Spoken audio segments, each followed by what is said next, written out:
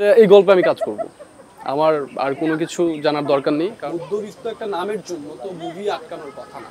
আমরা অনেক কষ্ট করেছি এই ছবির জন্য, এটার জন্য অনেক দিন যাবত অপেক্ষা করছিলাম কবে মধ্যবিত্ত ছবিটা রিলিজ হবে।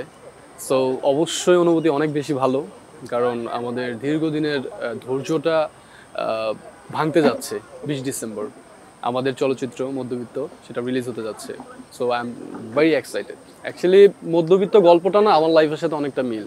ফার্স্ট যখন ডিরেক্টরের সাথে আমি মিট করি, উনি আমাকে স্ক্রিপ্ট শোনার পর আমি বললাম যে এই গল্পে আমি কাজ করব।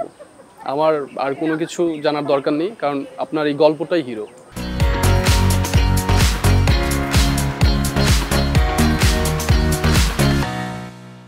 আর এই গল্পের হিরো আমি হতে চাই।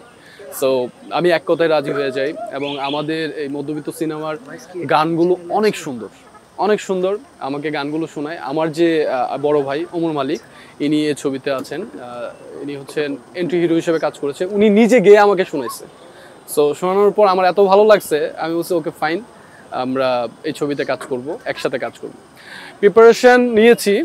সবচেয়ে কষ্টের বিষয় ছিল সিনেমাটা তো মধ্যবিত্ত, যার কারণে আমরা সবাই মধ্যবিত্ত ফ্যামিলি থেকেই বিলং করি। অ্যান্ড আমাদের প্রিপারেশনটা ছিল কষ্টের।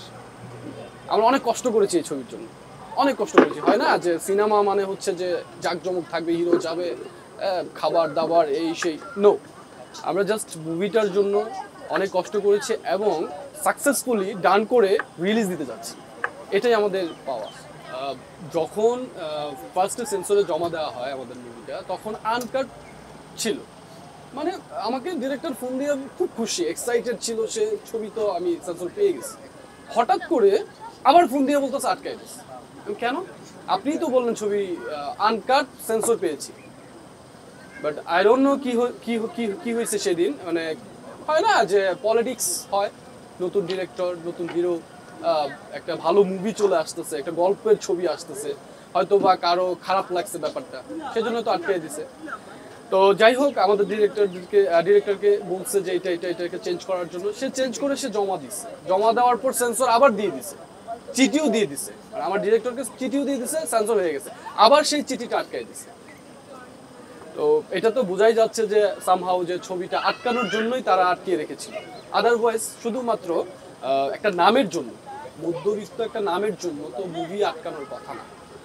কারণ এই নামটাতে আই থিঙ্ক এমন কিছু নেই যে এটার জন্য মুভিটা আটকে দিতে হবে।